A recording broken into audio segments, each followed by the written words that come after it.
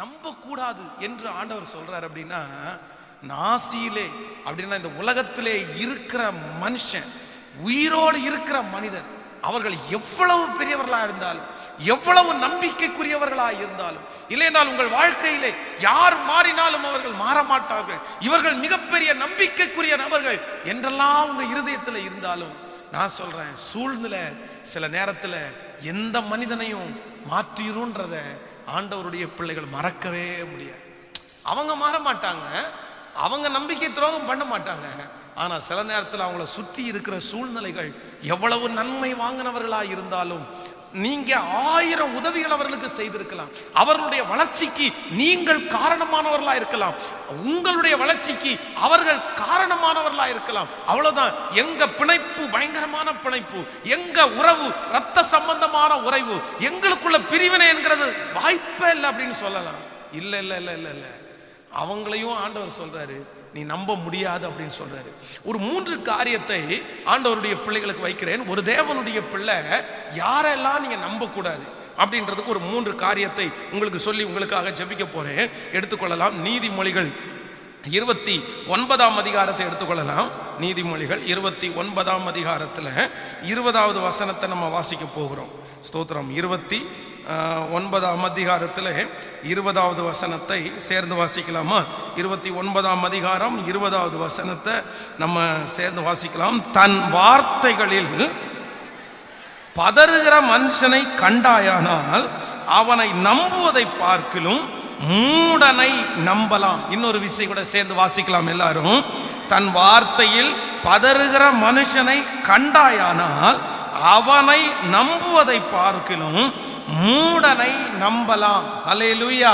கர்த்தருடைய பிள்ளைகளே, நம்பர் 1, முதலாவதாக ஒரு தேவனுடைய பிள்ளை, நான் இன்னைக்கு கொடுத்த செய்தியை கவனமாக கவனிங்க. மனிதனை குறித்து அறிகிற அறிவு நமக்கு வேண்டும். அந்த மனிதனை குறித்து அறிகிற முதல் அறிவு என்ன அப்படின்னா, மனுஷனை நம்ப கூடாது என்கிறது தான் முதல் அறிகிற அறிவு. அதுலயும் ஆண்டவர் சொல்றாரு, எப்படிப்பட்ட மனிதர்களை ஒரு தேவனுடைய பிள்ளை நம்ப கூடாது.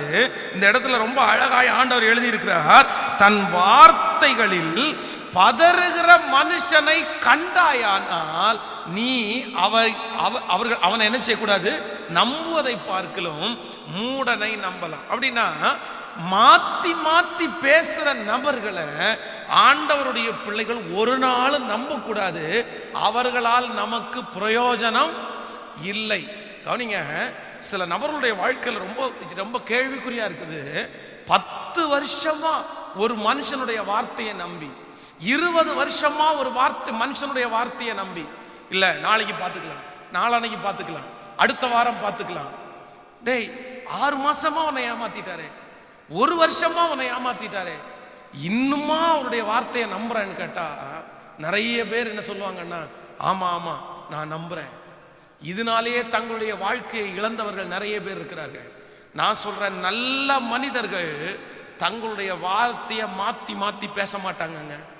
இந்த ஜென்டில்மேனா இருக்கிறவங்க 100 ரூபாய் உனக்கு தருவேன்னு வாக்கு கொடுத்தா அந்த வாக்கை அவங்க மாத்தவே மாட்டாங்க. அவங்க திரும்ப அந்த வார்த்தை ரிட்டர்ன் எடுக்க மாட்டாங்க. இந்த நேரத்தில் உனக்கு இந்த பணத்தை நான் கொடுத்துருவேன், இல்லை இந்த உதவியை செய்வேன் அப்படின்னு ஒரு நபர் உங்களுக்கு சொல்லி அந்த நேரத்தில் அந்த நபர் அந்த உதவியை உங்களுக்கு செய்யாவிட்டால் உடனே உங்க மனசு என்ன தோணணும் அப்படின்னா, இந்த நபரை நம்புறது வேஸ்ட்டு, நான் உடனே இன்னொரு ஆப்ஷன்ஸ் கண்டிப்பா என்ன பண்ணணும், நான் தேடணும் நினைக்கணுமே தவிர, இல்ல இந்த மனுஷன் கண்டிப்பா எனக்கு செஞ்சிருவாரு, இந்த மனுஷன் எனக்கு கண்டிப்பா செஞ்சிருவாரு. பைபிள் சொல்லுது, தன்னுடைய வார்த்தையில் பதறுகிறவனை நீ பார்த்தாயானால் அவனை நம்புவதை பார்க்கலும் மூடனை நம்புவது நல்லது. ஹல்லேலூயா. இன்னைக்கு இந்த ஜபத்தில் இருக்கிறவங்க நிறைய பேர் யாரை நீங்க நம்புனீங்க தெரியுமா? மாத்தி மாத்தி மாத்தி பேசுவாங்க. திரும்ப திரும்ப பாருங்க, இதுக்கு ஒரு சாட்சி அல்ல, பல சாட்சிகளை சொல்ல முடியும். ஒரு அம்மா எனக்கு அப்ராட்ல இருந்து ஒரு எப்பவும் ஒரு 10 நாளைக்கு ஒரு டைமாவது அவங்க கூப்பிட்டே இருக்கிறாங்க. என்ன விஷயத்துக்காக கூப்பிடுறாங்க அப்படின்னா, ஒரு பொண்ணு அவருடைய பையனுக்கு அந்த பொண்ணை பார்த்துருக்காங்க. அந்த பொண்ணு பார்த்து 3 வருஷம் ஆச்சு. 3 வருஷமா அந்த பொண்ணு சொல்லுது, நான் அவ கட்டினா அவரைத்தான் கட்டுவேன் அப்படின்னு சொல்லுது.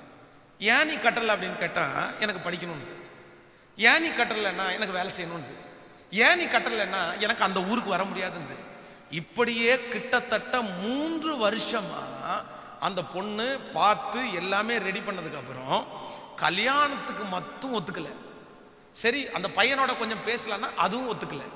ஆனா என்ன சொல்லுது, நான் யாரை தான் கல்யாணம் பண்ணுவேன் சொல்லுங்க? அவங்கள தான் கல்யாணம் பண்ணுவேன். நான் அந்த அம்மா ரொம்ப சோகத்தில் பேசுறாங்க. அவங்கள என்னால் மனசு முறிச்சு சொல்லவும் முடியல, டக்குன்னு இந்த வார்த்தை சொல்லவும் முடியல. நான் என்ன கெஸ் பண்றேன் அப்படின்னா, ஒரு உண்மையாய் நேசிக்கிற ஒரு பொண்ணா இருந்தா, ஒரு பையனா இருந்தா, கல்யாணம் பண்றதற்கு சகல வாய்ப்புகளும் வந்து விட்டா அவங்க கண்டிப்பா நாட்களை தள்ளி, சொல்லுங்க, ஒரு நாட்களை ஒரு பர்சன் தள்ளி போடுறாருனாலே, வார்த்தையை மாத்துறாருனாலே, நான் சொல்றேன் அந்த நபருக்கு அதுல ஈடுபாடு ஏதோ ஒரு மிஸ்டேக் இருக்குது. ஆனா கடைசியில் நம்பி நம்பி நம்பி ஏமாறுறது யாரு அப்படின்னா, நிறைய கர்த்தருடைய பிள்ளைகள் தான் ஏமாந்து போறாங்க. நீங்களும் ஒன்றில் ரொம்ப ஜாக்கிரதையா இருங்க, கவனமா இருங்க. ஆண்டவரே எனக்கு ஒரு கிருபை கொடுங்க. வார்த்தையில பதறுகிறவனை நான் என்ன பண்ணக்கூடாது? கேட்கல? சத்தமா சொல்லுங்க. மாத்தி மாத்தி பேசுறவங்கள நான் என்ன பண்ணக்கூடாது? பக்கத்தில் இருக்கிற கையை பிடிச்சி சொல்லுங்க. மாத்தி மாத்தி மாத்தி பேசுறேன். இதோ அடுத்த வாரத்தில் செய்கிறேன், இதோ அடுத்த நாளில் செய்கிறேன். திங்கக்கிழமை வந்துருச்சா வெள்ளிக்கிழமை செய்கிறேன், வெள்ளிக்கிழமை வந்துச்சா அடுத்த செவ்வாய்க்கிழமை செய்கிறேன், செவ்வாய்க்கிழமை வந்துருச்சா நான் சொல்கிறேன் சாமானியத்துக்கு செய்ய மாட்டேன். அது நடக்குமா? கேட்கல? என்ன புரியுதா இந்த வார்த்தை? நான் எப்படியாவது உங்களுக்குள்ள அப்படிப்பட்ட ஒரு காரியத்தை கொண்டு வந்து உங்களை தெளிவுபடுத்தணுன்றதுல ரொம்ப விருப்பமாக ஜெபம் பண்ணிட்டு இருக்கிறேன். இந்த செய்திக்காக ஒரு நாள் அல்ல, நிஜமா கர்த்தருடைய பிள்ளைகளை பல மாதங்களாக இந்த செய்தியை என்னுடைய இருதயத்துக்குள்ள போட்டு நான் கர்த்தரிடத்துல கேட்டுக்கொண்டே இருக்கிறேன். ஆண்டவரே, என் ஜனங்களுக்கு அப்படிப்பட்ட ஒரு அவேர்னஸ் நான் கொடுத்தே ஆகணும். ஆண்டவரே, எப்படியாவது ஜனங்கள் இந்த மனுஷர்கள் மேல மனுஷனை குறிச்ச ஒரு அறிவு என் பிள்ளைகளுக்கு கிடைச்சிட்டாங்க அப்படின்னா, நான் சொல்றேன், இங்க இருக்கிற அத்தனை வாலிப தம்பியா இருக்கலாம், தங்கச்சியா இருக்கலாம், பெரியவர்களா இருக்கலாம், மனுஷனை குறிச்ச அறிவு மட்டும் உனக்கு வந்துருச்சு அப்படின்னா உன்னை அடிச்சுக்கிறதுக்கு இந்த உலகத்துல யாருமே இல்லை. நீ தாங்க கிங். நான் சொல்றேன், நீ எங்க போனாலும் பொழைச்சிருவ. கர்த்தர் எங்க போனாலும் உன்னை பிழைக்க வைப்பார். இங்க இருக்கிற அத்தனை பேரண்ட்ஸும் உங்க பிள்ளைகளுக்காக ஜெபிக்கக்கூடிய ஒரே ஜெபம், ஆண்டவரே என் பிள்ளைக்கு மனுஷன் யாருன்ற அறிவை மட்டும் கொடுத்துருங்க ஆண்டவரேன்னு ஜெபம் பண்ணுங்க. அவன் எங்க போனாலும் அழகா தப்பிச்சு வந்துடுவான். எங்க போனாலும் தப்பிச்சு வந்துடுவான். எங்கேயும் அவன் ஜெயிச்சிருவான். அவ்வளவு சீக்கிரமா அவனை யாராலும் ஏமாத்தவே முடியாது. சோ இன்னைக்கு நிறைய பிள்ளைகள் கஷ்டப்படுவதற்கு பாருங்க, வாழ்க்கையை தொலைச்சிட்டு வந்து நிக்கிறாங்க, கற்பை தொலைச்சிட்டு வந்து நிக்கிறாங்க, எதிர்காலத்தை தொலைச்சிட்டு வந்து நிறைய பிள்ளைங்க நிக்கிறாங்க. இந்த எதிர்காலத்தை எங்க தொலைச்சாங்க, இந்த கற்பை எங்க தொலைச்சாங்க அப்படின்னா வேற எங்கேயுமே இல்லைங்க, மனுஷனை சரியா அறிஞ்சுக்காதனால தாங்க தொலைச்சாங்க. அதனால இந்த அறிவு வேணும் அப்படின்னு நினைக்கிறேன். சோ நம்பர் 1, முதலாவதாக ஒரு தேவனுடைய பிள்ளை யாரை நீங்க நம்ப கூடாது அப்படின்னா, தன் வார்த்தையிலே பதறுகிற மனுஷனை நீங்க நம்பவே கூடாது. இன்னொரு விஷயம் கையை கொடுத்து ஒரு 3 பேருக்கு சொல்லுங்க பார்க்கலாம். வார்த்தையில அப்படின்னா நம்ம ஊர் பாஷையின்படி மாத்தி மாத்தி பேசுறவன, மாத்தி மாத்தி பேசினாலே உங்க மனசுல ஒரு பிக்ஸ் பண்ணணும், இது நடக்காது. இதை பேசி இதுக்காக டைமை நம்ம வேஸ்ட் பண்ண வேண்டிய அவசியம் கேட்கல. சத்தமா சொல்லுங்க. இதை பார்க்கறத விட இது இருக்கட்டும் ஒரு பக்கத்துல, உடனே கட் பண்ணிட்டு வாயா மாத்தி மாத்தி பேசிட்டு இருக்க நம்ப மாட்டேன்னு விட்டுட்டு வர வேண்டாம். அது ஒரு பக்கத்துல நம்புற மாதிரி ஓடிட்டே இருக்கட்டும், அதை விட்டுருங்க. அவன் நம்புற மாதிரியே காமிச்சிருங்க, அதை விட்டுருங்க. ஆனா அந்த பக்கத்தையே நீங்க நம்பி இருக்காம நீங்க இன்னொரு பக்கத்துல ட்ரை பண்ணுங்க. ஒருவேளை கர்த்தர் ஏதோ இறக்கம் வச்சு 4 வருஷம் தாண்டி வந்தாலும் அது கர்த்தருக்கு சித்தமா இருந்தா ஒருவேளை தடை இருந்தாலும் நடக்கும். ஆனா நீங்க அதை விட்டுட்டு அடுத்ததை மூவ் பண்ணும்போது உங்களுடைய நேரங்கள் உங்களுக்கு கிடைக்கும் என்று நான் நம்புகிறேன். ஹல்லேலூயா. நம்பர் 2, ரெண்டாவது ஒரு தேவனுடைய பிள்ளை யாரை நம்பக்கூடாது. வேதத்தில் எடுத்து வாசிக்கலாம். எரேமியாவின் தீர்க்க தரிசன புஸ்தகத்தை எடுத்துக்கொள்ளுங்கள். 3ஆம் அதிகாரம், எரேமியாவின் தீர்க்க தரிசன புஸ்தகம் 3ஆம் அதிகாரம் 23வது வசனத்தை வாசிக்க போகிறோம். எரேமியாவின் தீர்க்க தரிசன புஸ்தகம் ஃபர்ஸ்ட் வாசிச்சோம்ல, 3வது அதிகாரத்திலே 23வது வசனம் சேர்ந்து வாசிக்கலாமா? 23வது வசனத்தை, குன்றுகளையும் திரளான மலைகளையும் நம்புகிறது விருதா என்பது மெய். இஸ்ரவேலின் ரட்சிப்பு எங்கள் தேவனாகிய கர்த்தருக்குள் இருப்பது என்பது மெய்யே. இன்னொரு விஷயம் சத்தமாய் வாசிக்கலாம். குன்றுகளையும் திரளான மலைகளையும் நம்புகிறது விருதா என்பது மெய். இஸ்ரவேலின் ரட்சிப்பு எங்கள் தேவனாகிய கர்த்தருக்குள் இருப்பது மெய்யே. ஹல்லேலூயா. நம்பர் 2, இரண்டாவதாக ஒரு தேவனுடைய பிள்ளை யாரை நம்ப கூடாதுன்னா பெரியவங்களை நம்ப கூடாது. ஹலோ, திரளான மலை குன்று, நம்ம ஆட்கள் சின்னவங்களெல்லாம் நம்ப முடியாது. நம்மளால அவங்க பேசுற வார்த்தையில கண்டுபிடிச்சிருவோம். எப்பா உனக்கே வழி இல்லை, நீ என்னப்பா இப்படி கமிட்மெண்ட் கொடுக்குற, ஒன்னால முடியாது. ஆனா நமக்கு கமிட்மெண்ட் கொடுக்கிறவங்க, நம்மோட பேசுகிற நபர்கள் பெரிய ஆட்களா இருந்தாங்கன்னு வைங்களேன், பெரிய பணக்காரர்களா இருந்தார்கள் என்று வைத்துக் கொள்ளுங்கள், கோடீஸ்வரங்களா இருந்தாங்கன்னு அவங்களுக்கு 1000 ரூபாய்லாம் பெரிய விஷயம் இல்லப்பா, அவங்களுக்கு ₹1,00,000 பெரிய விஷயம் இல்லப்பா. அவங்க பாக்கெட்ல டெய்லி வைக்கிற பாக்கெட் மணியை நமக்கு கொடுக்குறேன்னு வாக்கு கொடுத்துருக்காங்க, அவ்வளவுதான். கண்டிப்பா கொடுத்துருவாங்க. நிறைய பேருக்கு இன்னைக்கு நம்பிக்கை எதன் மேல வச்சிருக்கிறாங்கன்னா, ஆளை பார்த்து நம்பிக்கை வச்சிருக்கிறாங்க. யாரை பார்த்து? நான் நம்பி இருக்கிற ஆள் யாரு? ஹலோ, நான் நம்பி இருக்கிற ஆளு எம்எல்ஏ, நான் நம்பி இருக்கிற ஆளு எம்பி, நான் நம்பி இருக்கிற ஆளு போலீஸ் இன்ஸ்பெக்டர். அவர் கைவிட்டுருவாரா? அவருக்கு என்ன பவர்? அவருக்கு செம பவர்ப்பா. அவர் ஒரு போன் பண்ணி பேசினா போதும், அவர் வந்தா போதும். நான் சொல்றேன், நீங்கள் குன்றுகளையும் திரளான மலைகளையும் நம்புவதை பார்க்கலாம். யார் மேல நம்பிக்கையா இருக்கணும் தெரியுமா? நான் சொல்றேன், அவர்கள் பெரியவர்களா இருக்கிறதுனால, அவங்க சமுதாயத்தில் உயர்ந்தவர்களா இருக்கிறதுனால உங்களுக்கு அது நடந்துராது, உங்களுக்கு அது நடந்துராது, உங்களுக்கு அது நடந்துராது.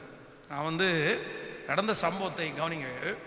ஒருத்தர் ஃபோன் பண்ணார். யார் அப்படின்னா கலெக்டருடைய அசிஸ்டன்ட், ஒரு சின்ன வயசு. அவர் அந்த ஏரியாவுக்கு தாசில்தாராக இருக்கார். அவருக்கு ஒரு நல்ல போஸ்டிங், கவர்மெண்ட் போஸ்டிங். அவருக்கு நல்ல பதவி உயர்வு இருக்கிறது, எல்லாரையும் தெரியும். ராஜா இப்படிப்பட்ட ஆட்கள் எல்லாரும் மேலேயும் அவருக்கு பயங்கரமான லிங்க்கு. அதை விட அவர் கலெக்டருக்கு, அவர் கலெக்டர்களை எல்லாருமே தெரியும். அவர் எனக்கு ஃபோன் பண்ணும்போது எனக்கு இன்ட்ரடியூஸ் பண்ணார். அண்ணா, நான் இந்த மாதிரி பேசுகிறேண்ணே, நான் இந்த மாதிரி ஒர்க் பண்ணுறேண்ணே, கோயம்புத்தூரில் இன்னும் நம்ம தமிழ்நாட்டில் இருக்கிற எல்லா கலெக்டருக்கும் எனக்கு கொஞ்சம் கனெக்ட் இருக்குதுண்ணே. ஒன்று பண்ணுங்கண்ணே, உங்களுக்கு ஏதாவது கலெக்டர் விஷயமா ஏதாவது உங்களுக்கு தேவைன்னா என்கிட்ட சொல்லுங்கண்ணே, நான் உங்களை கைட் பண்ணுறேண்ணே, நான் கூட வர்றேண்ணே அப்படின்னாரு. உண்மையிலே நல்ல மனசு. நான் எனக்கு உடனே யோசனை போச்சு, நமக்கு என்ன பிரச்சனை இருக்குது இப்போதைக்கு? கலெக்டரை பார்க்க வேண்டிய பிரச்சனை. அப்போ ஒரு பிரச்சனை இருக்குது, கொஞ்ச நாளாக பெண்டிங். என்னென்னா, இந்த புதூர் சர்ச்சில் ஈபி வாங்க முடியாமல் ரொம்ப கஷ்டப்பட்டுட்டு இருக்கிறோம். இத்தனை நாளாச்சு ஓப்பன் பண்ணி, அது ஜென்ரேட்டரில் தான் அந்த சர்ச்சு ஓடிட்டு இருக்குது. ஆனால் ஆண்டவர் ஆத்துமாக்களை கொண்டு வந்துட்டார். கரண்ட் கிடச்சா பெரிய ஒரு அப்ரூவல் நமக்கு கிடைச்சது மாதிரி. அதனால அவர்கிட்ட சொன்ன ஒரு நாள், பிரதர் இந்த மாதிரி எனக்கு இந்த கரண்ட் கொஞ்சம் ப்ராப்ளமாக இருக்குது, கொஞ்சம் அந்த மாதிரி ஏற்பாடு பண்ணிங்கன்னா நல்லா இருக்கும் அப்படின்னு. அது என்னண்ணே, அது என்ன ஒரு சோட்டா மேட்டர், நீ என்ன பெரியாண்ண பேசிட்டீங்க, நான் பார்த்துக்கிறேண்ணே, நான் வரேண்ணே, கோயம்புத்தூருக்கு கிளம்பி வரேன் அப்படின்னாரு. சரிண்ணே வாங்க அப்படின்னு. வந்த உடனே ஒரு லெட்டர், என்னுடைய லெட்டர் பேடில் வச்சு ஒரு பெரிய லெட்டர் எழுதிட்டார். இந்த மாதிரி சம்பவம் எல்லாத்தையும் கிளியராக நீட்டாக எழுதி கலெக்டர் ஆஃபீஸில் போய் வெயிட் பண்ணிட்டு உட்காந்துருக்குறேன். அப்போது கலெக்டர் அங்கேருந்து வருகிறாருன்றாங்க. ரொம்ப நேரமாகி போச்சு. அப்புறம் நானும் எங்கள் பிரதர்ஸும் போயிட்டு அந்த கலெக்டரை பார்த்து அந்த லெட்டரை கொடுத்தோம். கலெக்டர் போன உடனே அவருக்கு வணக்கம் சொன்னார். அவங்க 2 பேருக்குள்ள ஒரு பெரிய டிஸ்கஷன் எல்லாம் நடந்துச்சு. நல்ல க்ளோஸ் தான், எல்லாமே ஓகே தான். எனக்கு ஃபெய்த் இருந்தோ இல்லையோ, இந்த கலெக்டரும் அவர் 2 பேரும் பேசினதை பார்த்தோன்னே எனக்கு பயங்கரமான விசுவாசம் வந்துருச்சு.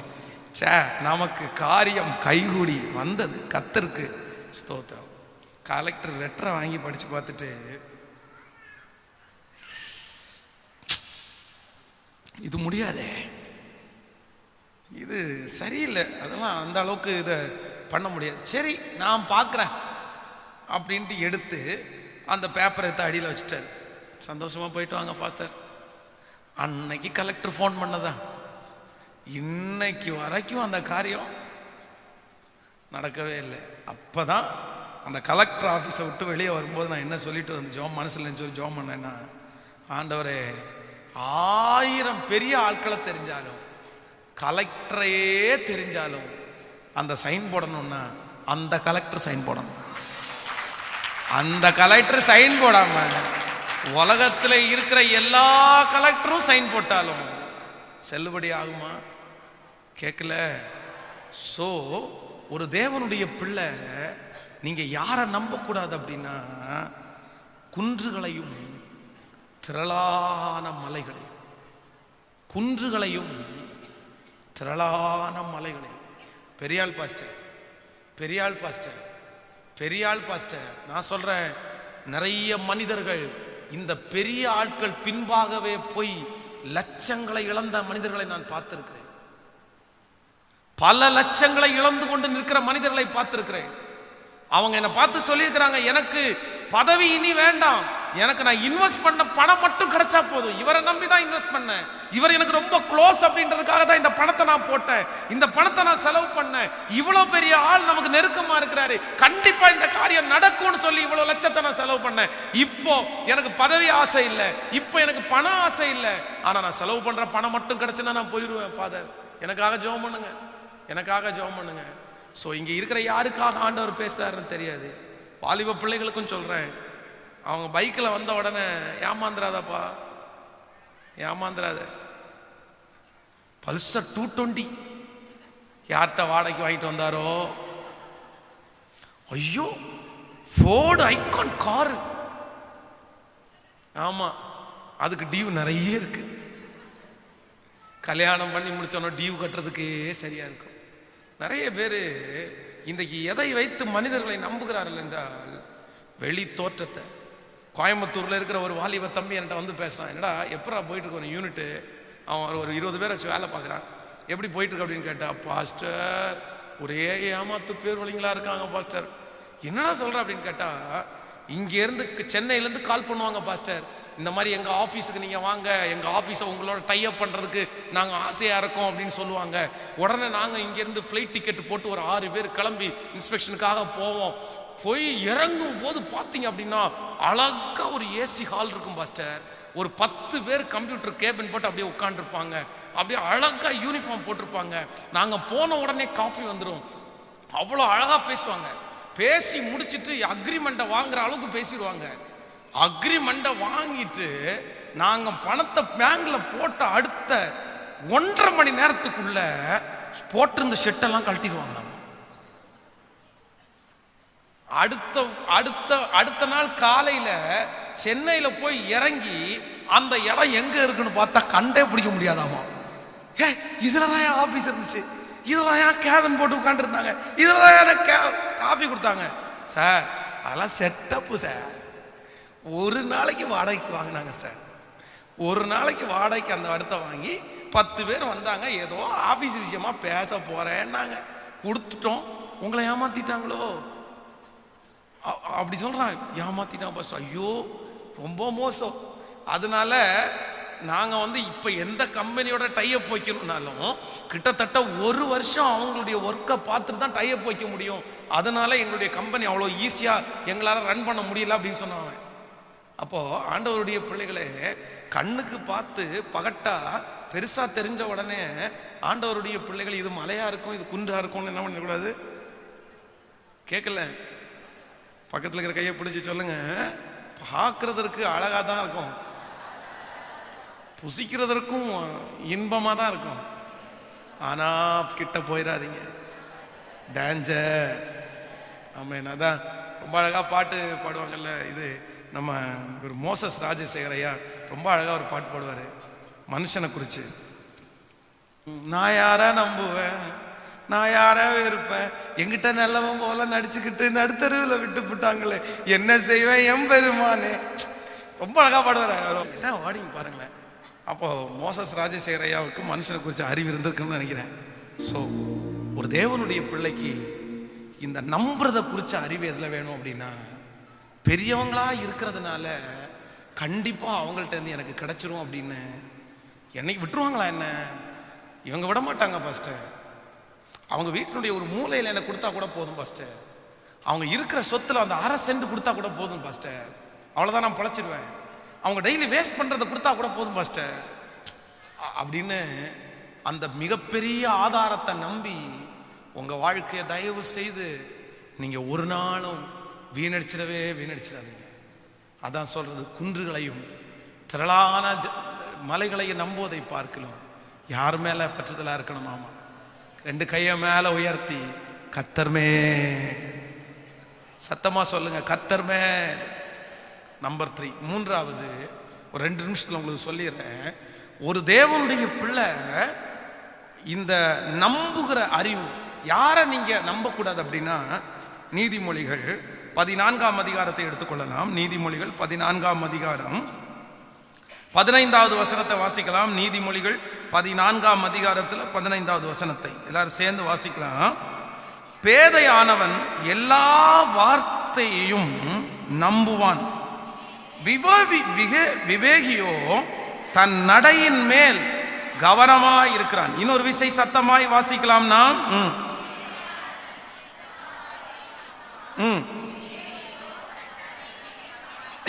ஆம், விவேகியோ தன் நடையின் மேல். ஆண்டவருடைய பிள்ளைகளே, நம்பர் 3, மூன்றாவதாக ஒரு தேவனுடைய பிள்ளை யாரை நம்ப கூடாது என்றால், பேசப்படுகிற எல்லா வார்த்தைகளையும் நீங்கள் நம்ப கூடாது. ஆமென் சொல்லுங்க. பேசுறத எல்லாத்தையும் நம்பிடக்கூடாது. எல்லாரும் நல்லா கையை பிடிச்சி சொல்லுங்க, பேசுறத எல்லாத்தையும் நம்பிடக்கூடாது. ஆனா இன்றைக்கு இருக்கிற நிறைய தேவனுடைய பிள்ளைகள் எந்த தவறை செய்கிறார்கள் என்றால், என்ன பேசினாலும் அப்படியே நம்பிடுறாங்க. என்ன பேசினால் அவங்க பேசுறது சரியா தப்பா, அந்த அவங்க பேசுற பேச்சு வாழ்க்கைக்கு ஒத்து வருமா வராதா, அது என்ன நிலைமையில பேசுறாரு பாருங்க. ஜாதகத்தை கொண்டு போய் ஒருத்தர்கிட்ட கொடுக்குறாங்க. அந்த ஜாதகத்துல கணவன் மனைவி 2 பேரும் 3 மாதம் பிரிந்திருக்க வேண்டும் என்று அவர் சொல்றாரு. சொன்ன அடுத்த நிமிஷத்துல பிள்ளையும் பொண்ணையும் பிரிச்சுட்டாங்க. பிரிச்சு வீட்டில் தனித்தனி வீட்டில் வச்சிருக்கிறாங்க. எப்படி இன்னைக்கும் இந்த படிப்பறிவு இருக்கிற காலத்திலையும் அதை நம்புகிற ஆயிரக்கணக்கான ஜனங்கள் இருக்கத்தான் செய்கிறார்கள். நமக்கே என்னடா இப்படி போய் நம்புவாங்களா? அப்போ ஆண்டவருடைய பிள்ளைகளும் அப்படித்தான். சில நேரத்தில் கிறிஸ்தவர்களுக்குமே தீர்க்க தரிசனத்தின் மேல பயங்கரமான மோகம் இருக்குது. ஹலோ ஹலோ ஹலோ தீர்க்க தரிசனம் இருக்கா இல்லையா? கேட்கல. தீர்க்க தரிசனம் இருக்குது. கர்த்தருடைய வார்த்தையின்படி நம்முடைய சூழ்நிலை மோசமா இருக்கும்போது கர்த்தர் பேசுகிற தீர்க்க தரிசன வார்த்தைகளை விசுவாசிக்கிறது தவறு அல்ல. ஆனா சில நேரங்கள்ல உங்களுக்கு நேராக ஏதோ ஒரு மனிதன் தீர்க்க தரிசனமாய் பேசும்போது கூட நீங்க அதுல என்னவா இருக்கணும் அப்படின்னா கவனமா இருக்கணுங்க. நான் உங்களுக்கு பிராங்கா சொல்றேன். ஒரு 5 ஆண்டுகளுக்கு முன்பாக இந்த மோடியினுடைய எலெக்ஷன் வரும்போது நிறைய பேர் தீர்க்க தரிசனம் சொன்னாங்க. என்ன தீர்க்க தரிசனம் சொன்னாங்கன்னா, ஒரு பெரிய ஆட்சி மாற்றம். கேட்கல. இன்னும் சிலர் டெலிபரேட்டா சொல்லிட்டாங்க, ஒரு இளமைவாதி, ஒரு வயசு கம்மியான ஒரு மனிதர் அடுத்து இந்தியாவை அரசாள போற. ராஜாக்களை தள்ளி ராஜாக்களை ஏற்படுத்துகிறவர் யார்? சத்தமா சொல்லுங்க. ஏன் ஆண்டவர் அனுமதி இல்லாம அவங்க ராஜாவா வர முடியாது. ஆனா உலகத்தான் அவங்க பேசின அந்த அந்த அந்த வேர்டை, அந்த வீடியோவை எடுத்து பயங்கரமா பப்ளிசிட்டி பண்ணிட்டான். ரொம்ப பப்ளிசிட்டி பண்ணிட்டான். பாருங்க யார் வந்தா தீர்க்க தரிசனம் சொல்றது எல்லாத்தையும் லைனா எடுத்து போட்டான். அப்போ ஆண்டவருடைய பிள்ளைகளே, நீங்கள் ஒன்று நினைத்துக் கொள்ளுங்கள், நீங்கள் கவனமா இருக்கணும்.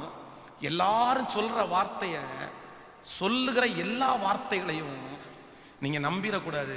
நீங்க என்ன பண்ணணும்னா ஆராய்ந்து பார்க்க வேண்டும். இது உண்மையா, இது உண்மையா, அது எதுவாய் வேண்டும் என்றாலும் இருக்கலாம். அது ஒரு ஃப்ரீ காரியத்தை கொடுக்கறதா இருக்கலாம், உன் குடும்ப காரியங்களா இருக்கலாம், சொந்தக்காரங்களா இருக்கலாம், பாஸ்டரே கூட. நான் கூட சொல்றேன், இந்த வேதத்திலிருந்து நான் பேசும்போது நான் சொல்ற எல்லா வார்த்தையும் நீங்க கேட்கறது உண்மைதான். ஆனா கண்டிப்பா நீங்க என்ன பண்ணணும் தெரியுமா? ஆராய்ந்து பார்க்கணும், ஆராய்ந்து பார்க்கணும். பாஸ்டர் பேசுகிறது வசனத்தின்படி சரியா இருக்கா? இது வசனத்துக்கு ஒத்து போகுதா? இல்ல இது வசனத்துக்கு மாறா இருக்கிறதா? இன்றைக்கு அநேக இடத்துல கள்ள உபதேசங்கள் எழும்ப ஆரம்பித்தது. இந்த கள்ள உபதேசத்திலிருந்து ஒரு தேவனுடைய பிள்ளை விடுதலை ஆகணும்னா நீங்க கண்டிப்பா வேதத்தை தெரிஞ்சிருக்கணும். சொல்லப்படுற எல்லா வார்த்தையும் நம்பிடக்கூடாது, தீர்க்க தரிசனத்தில் எல்லாம் நம்பிடக்கூடாது. ஆண்டவர் அப்படிப்பட்ட ஞானத்தை நமக்கு தர வல்லவராக இருக்கிறார். கையை உயர்த்தி ஒரு ஹல்லேலூயா சொல்லு. ஸோ நம்பர் 1, முதலாவது யாரை நம்பக்கூடாது? கேட்கல, சத்தமா எல்லாரும் சொல்லுங்கள். தன் வார்த்தையில் மாத்தி மாத்தி பேசுறவங்களை என்ன பண்ணக்கூடாது?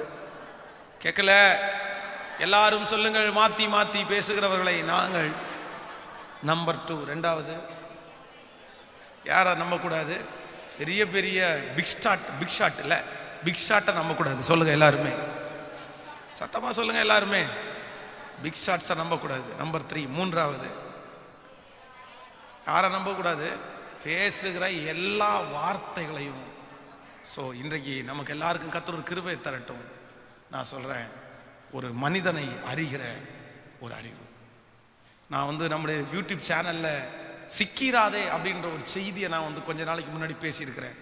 ஒரு 10 நிமிஷம் செய்தி, சிக்கிராதே. அந்த செய்தியில் நான் சொல்லும்போது சொன்னேன், ஒருத்தன் பிசாசுனுடைய கையில் சிக்கினா கூட அவனை 21 நாள் உபவாச ஜபத்தில் அவனை ரெடி பண்ணிடலாங்க. அவனை ரெடி பண்ணிடலாம். அவனை வச்சு உட்கார வச்சு முழங்கால் படிட்டு ஜெபம் பண்ணா அது எவ்வளோ பெரிய பிசாசா இருந்தாலும் ஜபத்துக்கு முன்னாடி அது நிற்க முடியாது, அது ஓடிடும். ஆனா மனுஷனுடைய கையில சிக்கின ஒரு மனுஷனை வெளியே கொண்டு வர்றதுக்கு 21 நாள் இல்லைங்க, 40 நாள் உபவாசம் போட்டா கூட மனுஷனுடைய கையில சிக்கின ஒரு மனுஷனை வெளியே கொண்டு வரவே முடியாது. என் திருச்சபையில நான் பார்த்தது எத்தனையோ பிசாசுடைய கையில சிக்கி இருக்க, ஆனா மனுஷன் கையில சிக்கின நிறைய பேரை இன்னைக்கு வரைக்கும் விடுதலையாக்க முடியல. அவங்களுக்கு ஒத்துதான் போறோம். சரி, ஓகே, என்ன பண்றது? அதனால ஒன்று நினைத்து கொள்ளுங்கள், வாலிப சமுதாயமே, யங் ஜெனரேஷனே, தயவு செய்து மனுஷனுக்கு எச்சரிக்கையா இருப்பா. மனுஷனை குறித்து ஒரு அறிவு எனக்கு வரட்டும். என் பிள்ளைகளுக்கு ஒரு அறிவு தேவை ராஜா.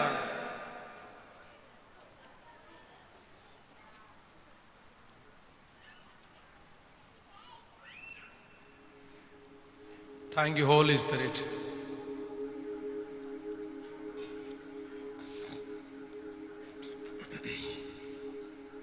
Thank you, Jesus. இங்க இருக்கிற நிறைய பேர் உண்மைதான் பாஸ்டர், நான் ஒரு மனுஷனை நம்புறதுனால என் வேலையை நான் இழந்துட்டேன். ஒரு மனுஷனை நம்புறதுனால பல லட்சக்கணக்கான பணத்தை நான் இழந்து விட்டேன். ஒரு மனிதனை நம்பினதுனால நான் அந்த இடத்துல இருந்து துரத்தப்பட்டேன்.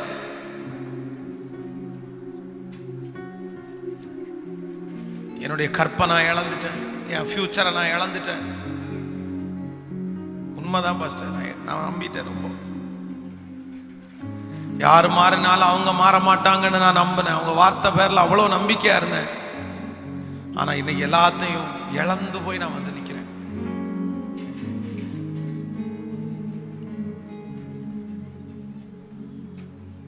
ஜீசஸ், ஒரு நிமிஷம் அப்படியே முழங்கால நின்று எனக்கு கவனிங்க. இங்க உங்களை பார்த்து ஒரு கேள்வி மட்டும் கேட்கிறேன். கவனிங்க, உங்களை பார்த்து ஒரு கேள்வி மட்டும் கேட்கிறேன். இதுவரைக்கும் ஒரு மனுஷனிடத்துல கூட நான் நம்பி ஏமாந்தது இல்லை, ஒரு மனுஷன்கிட்ட கூட நம்பி ஏமாந்தது இல்லைன்றவங்க கை தூக்குங்க. நான் சொல்றேன், யாருமே இருக்க மாட்டீங்க. நம்ம எல்லாருமே ஏதோ ஒரு விதத்துல ஒரு மனுஷனை நம்பி, சொல்லுங்க, ஒருவேளை நீங்க பெருசா ஏமாறாம இருக்கலாம், ஆனா நிறைய பேர் ரொம்ப பெருசா ஏமாந்துட்டாங்க. ஒரு சின்ன விஷயத்தை கூட நம்ம ஏமாந்துட்டு, ஆனா ஒரு மனுஷனை நம்பி ஏமாந்துட்டோமே, இனி நம்ம ஏமாறக்கூடாது அப்படின்ற கான்சென்ட்ரேஷன் இங்க இருக்கிற எத்தனை பேருக்கு வந்திருக்கு? நான் சொல்றேன், நிறைய பேருக்கு வந்ததே இல்லை. மனுஷனை நம்புறதுன்றது ஒரு மிகப்பெரிய அடிக்ஷன். அது சத்துருடைய ஒரு மிகப்பெரிய கண்ணி. ஹலோ ஹலோ கவனிங்க, மனுஷனை நம்புறதுன்றது, சிம்சோனை குறித்து வேதம் சொல்லுகிறது, தெளிலாளுடைய வார்த்தையை நம்புறான். ஆனா அந்த வார்த்தை தப்பானது அப்படின்னு அவனுக்கு தெரியுது. அதனால விளைவுகளை சந்திக்கிறான். பெலிஸ்தியர் வந்து நிக்கிறாங்க, அவங்கள ஜெயிக்கிறத கண் கூட பாக்குறான்.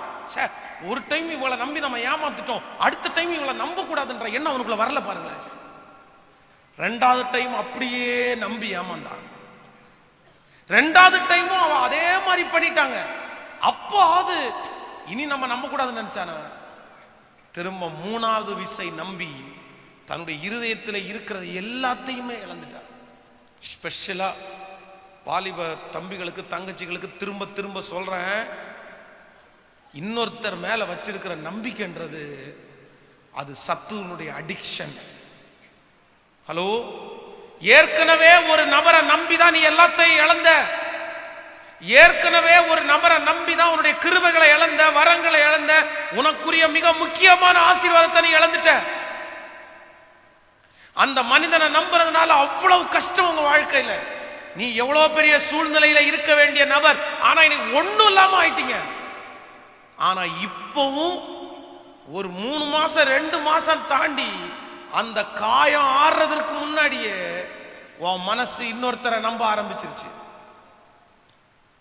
ஜாக்கிரதை, கர்த்தருடைய வார்த்தை இங்க இருக்கு. யாரோ ஒருத்தருக்கு சொல்றேன், உன் ஃபியூச்சரை வேஸ்ட் பண்ணிடாதப்பா, உன் எதிர்காலத்தை வேஸ்ட் பண்ணிடாதப்பா.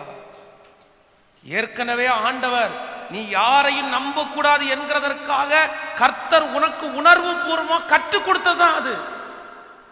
கர்த்தர் கற்றுக் கொடுத்தாரு. நோ, வேண்டாம், விட்டுரு அப்படின்னு சொல்றதுக்காக தான் கற்றுக் கொடுத்தாரு. ஆனா நம்பிட்டே இருக்காது.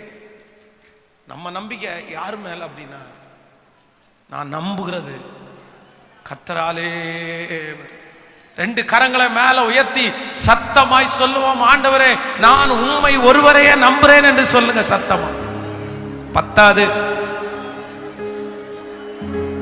முழு பலத்தோடு சொல்லுங்க, ஆண்டவரே நாம நம்புறேன். நம்புற ஆண்டவரே, நான் மனுஷனை நம்ப மாட்டேன். எந்த மனுஷனும் மாயை, எந்த நபரும் மாயை. சொல்லுங்க ஆண்டவர், அப்படிப்பட்ட ஒரு கிருபை. நான் நம்பி நம்பி ஏமாறுறானே அப்பா, நம்பி நம்பி என் வாழ்க்கையை தொலைக்கிறேனே அப்பா, இனி அப்படிப்பட்ட காரியம் எனக்குள்ள வரக்கூடாது. ஹல்லேலூயா, ஹல்லேலூயா. நான் இந்த எத்தனை நாள் இந்த செய்தியை கர்த்தர் எனக்கு பேச சொல்றான்னு தெரியல. ஆனா ஒவ்வொரு செய்தியும் பேசும்போது நீங்க தயவு செய்து அதை ஒப்பு கொடுத்து அதை கரெக்ட் பண்ணிட்டீங்கன்னா ஒரு பெரிய ஒரு நல்ல ஒரு வெற்றி உள்ள தலைவனா இங்க இருக்கிற தலைவியா நிறைய பேர் உருவாக்கப்படுவீங்க. அடுத்த ஒரு லெவல்ல ஆண்டவர் நம்ம திருச்சபையை உங்களையும் கொண்டு போய் கர்த்தர் நிறுத்த வைப்பார். உங்களை அதுக்கப்புறம் யாரும் அசைக்க முடியாத ஒரு நபராய் நீங்கள் மாறிவிடுவீர்கள். கர்த்தர் கொடுத்திருக்கிற ₹1 கூட நீங்க இழக்காம அதை பாதுகாக்கக்கூடிய மகிமையை கர்த்தர் உங்களுக்கு தருவார். ஆண்டவர் திறக்கிற வாசல், உங்களுக்கு என்று திறக்கிற வாசல் தனியா தெரியும். நீங்களா ஒன்றை கற்பனை பண்ணிட்டு, நீங்களா ஒன்று வெயிட் பண்ணிட்டு, தேவையில்லாமல் டைமை வேஸ்ட் பண்ணிட்டு, நீங்களா ஒரு காரியத்தை நினைச்சிட்டு இருக்காதீங்க. இந்த 3 உங்களுக்கு ரொம்ப அவசியமானது. நீங்க மறக்காதீங்க. சொல்லுங்க, நம்பர் 1, ஃபர்ஸ்ட் 1, நீங்க யாரை நம்பக்கூடாது. மாத்தி பேசுறவங்களை நீங்க ஒரு காலம் என்ன பண்ணக்கூடாது. சத்தமா சொல்லுங்க எல்லாருமே. ஸோ தடுமாறுறவன் என்னைக்கும் என்ன பண்ணிட்டு தான் இருப்பான், அவங்களுக்கு ஸ்டாண்டர்டா ஒரு முடிவு கண்டிப்பா எடுக்க, புரியுதுல்ல, கண்டிப்பா எடுக்க மாட்டாங்க. அவங்க என்னைக்குமே நாணல மாதிரி அங்கேயும் இங்கேயும் தான் சாய்வாங்க. நம்பர் 2, 2 யாரை நம்பக்கூடாது அப்படின்னா, பிக் ஷாட்ஸ். நமக்கு பக்கத்துல பிக் ஷாட்ஸ் இருக்கும்போது, அப்படிப்பட்டவங்களை கொண்டு போய் நமக்கு பக்கத்துல கொண்டு போய் வைக்கும்போது, அவ்வளவுதான் இவங்க வந்துட்டாங்க, நம்ம பெரிய ஆளாயிரும் அப்படின்னு நினைச்சிடக்கூடாது. கர்த்தர் நமக்கு பிக் ஷாட்ஸை கொடுப்பாரு, அவங்க உதவி அவங்களால வரும். ஆனா நம்ம நம்பிக்கை அவங்க மேல போகக்கூடாது. யார் மேலதான் போகணும் அப்படின்னா, கர்த்தர் மேலதான் நம்ம. எனக்கு நம்பிக்கை பிக் ஷாட் மேல இல்லப்பா, அதை விட பிக் ஷாட் உங்க மேலதான்ப்பா நம்பிக்கை. ஓகேவா? தேங்க்யூ. நம்பர் 3, மூன்றாவது கேட்கல, மனுஷன் பேசுகிற எல்லா வார்த்தையும் என்ன பண்ணிடக்கூடாது. கொஞ்சமாவது நீங்க என்ன பண்ணணும் அப்படின்னா, ஆராய்ந்து பார்க்கணும். இப்போ உங்களை யாராவது ஒருத்தர் மண்டை கழுவுறாங்கன்னு வைங்களேன், மண்டை கழுவுன உடனே நீங்க போயிடக்கூடாது பிரெயின் வாஷ் ஆனது மாதிரி. அவங்க சொல்றத கொஞ்சம் நிதானமா உட்கார்ந்து யோசிச்சு, இவங்க என்ன சொல்ல வர்றாங்க, எதுக்காக இவங்க சொல்ல வர்றாங்க, இதுல நமக்கு ஏதாவது நன்மை இருக்குதா, இதுல அவனுக்கு என்ன லாபம், நமக்கு கேட்கல. இதை ஆராய்ஞ்சு கர்த்தரே இந்த இடத்துல என்ன சொல்றாருன்னா, ஒரு வீடு கட்டுறவன் அந்த வீடை கட்டுறதுக்கு முன்னாடி ஆகும் செலவை, சோ நீங்க எந்த காரியத்தை செஞ்சாலும் முன்னாடியே உட்கார்ந்து ப்ரிப்பரேஷன் என்கிற ஒண்ணு மிக அவசியம். இது கர்த்தர் தான் உங்களுக்கு சொல்லி கொடுத்துருக்கிறார். நான் சொல்றேன், உலகத்துல இருக்கிற நிறைய பேர் இன்னைக்கு ஃபாலோ பண்ணி ஜெயிச்சுட்டாங்க. ஆனா வேதத்துல இருக்கிறத நம்ம தான் ஃபாலோ பண்ணவே இல்லை. இன்னைக்கு பெரிய பெரிய பிர்லாக்கள் எல்லாம் பைபிளை வாசிச்சு தான் பெரிய ஆளா மாறி இருக்கிறான். நமக்கு கர்த்தர் ஃபர்ஸ்டே கொடுத்துட்டார். அதனால இது பெரியவங்களுக்கு மட்டுமல்ல, யூத்துக்கும் ஏற்ற செய்தி, யூத்துக்கும் ஏற்ற செய்தி. So God bless you.